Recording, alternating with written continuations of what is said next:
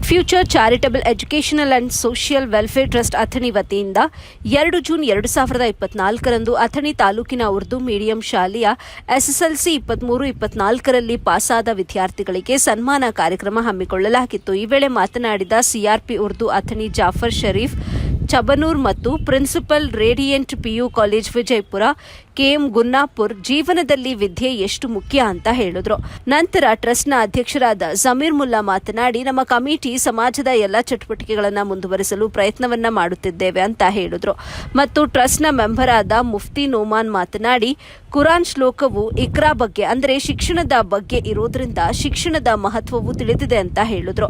ಬಳಿಕ ವಿದ್ಯಾರ್ಥಿಗಳಿಗೆ bag momentum ಪ್ರಮಾಣ ಪತ್ರ ಮತ್ತು ಕುರಾನ್ ನೀಡುವ ಮೂಲಕ ಪ್ರೇರೇಪಿಸಿದ್ರು. ಟ್ರಸ್ಟ್ನ ಸದಸ್ಯರಾದ ಕಲೀಂ ರಶೀದಿಯವರ ಮೇಲ್ವಿಚಾರಣೆಯಲ್ಲಿ ಕಾರ್ಯಕ್ರಮವು ಸಂಪನ್ನಗೊಂಡಿತು. ಈ ಸಂದರ್ಭದಲ್ಲಿ ಟ್ರಸ್ಟ್ನ ಉಪಾಧ್ಯಕ್ಷ ಗುಡೋಸಾಬ್ ಮೋಮಿನ್, ಕಾರ್ಯದರ್ಶಿ ಹಬೀಬ್ ಉರ್ ರೆಹಮಾನ್ ನದಾಫ್, ಜಂಟಿ ಕಾರ್ಯದರ್ಶಿ ಅಫ್ಜಲ್ ದೇಸಾಯಿ, ಕಾರಿ ಯೂನಸ್, ಮಾಧ್ಯಮ ಪ್ರಭಾರಿ ಅಬ್ದುಲ್ ರಹೀಂ ಅಸ್ಗರ್, ಅತ್ತಾರ ಇಲಿಯಾಸ್ ಖಲೀಫಾ ಮತ್ತು ಡಾಕ್ಟರ್, ಇಂಜಿನಿಯರ್, ವಕೀಲ ಹಾಗೂ ಅಥಣಿಯ ಪ್ರಮುಖರು ಭಾಗವಹಿಸಿದ್ರು. ವರದಿ ರಂಜಾನ್ ಮುಜಾವರ್, ಎಬಿ ನ್ಯೂಸ್ ಸಂಸ್ಥಾಪಕರು, ಅಥಣಿ.